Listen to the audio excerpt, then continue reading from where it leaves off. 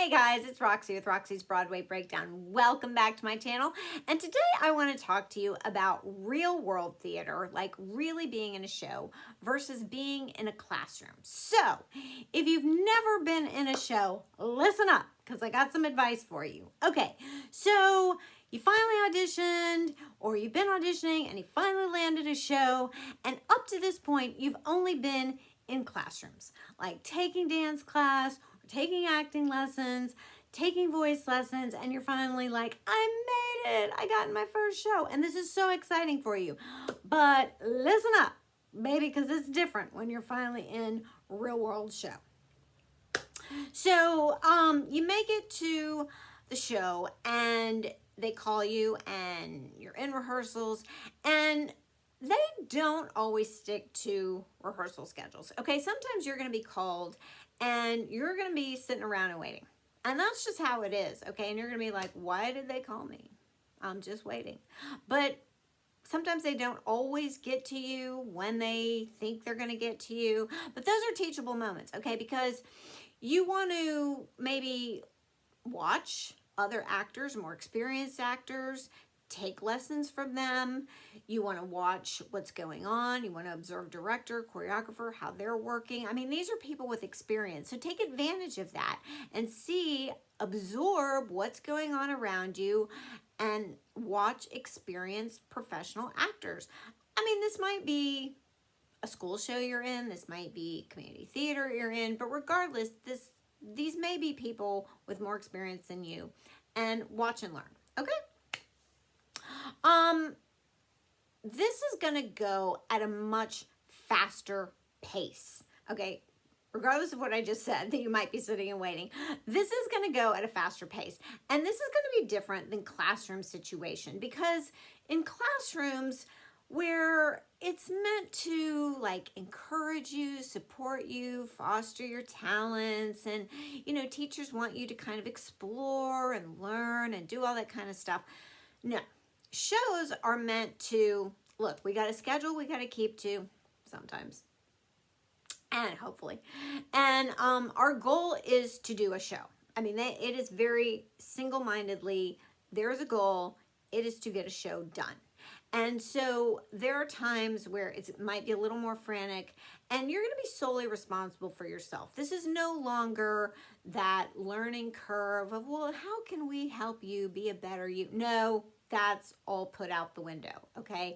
They hired you, they expect you to know what you're doing, and there's gonna be days where you learn songs or you learn your lines or you're blocking or whatever, and then you get to choreography and things just go at a much quicker pace.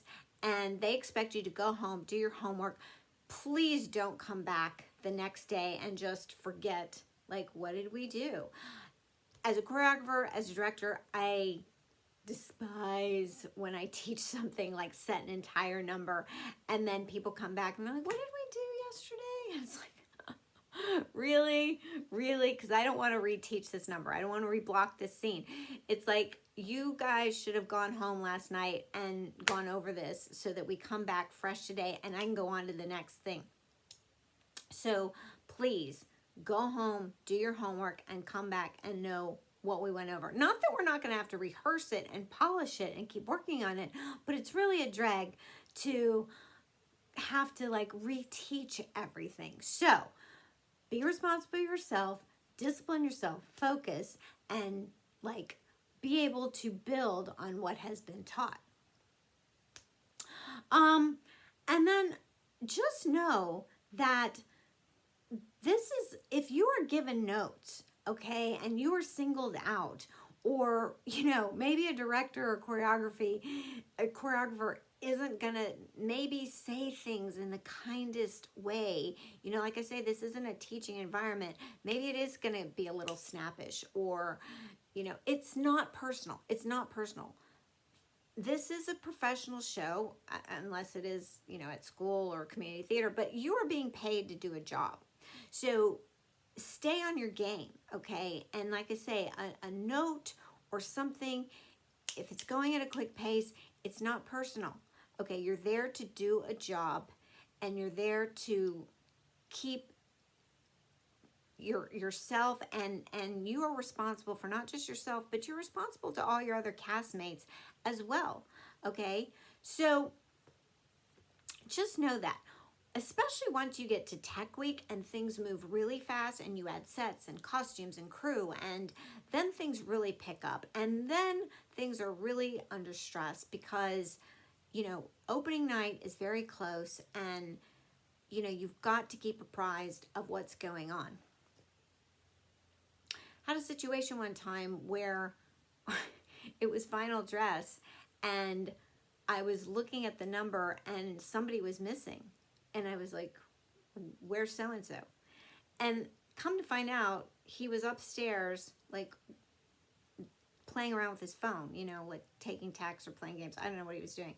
But yeah, I called him out for it big time, because I'm like, you missed a crucial moment. You missed your cue for this number, and what are you doing?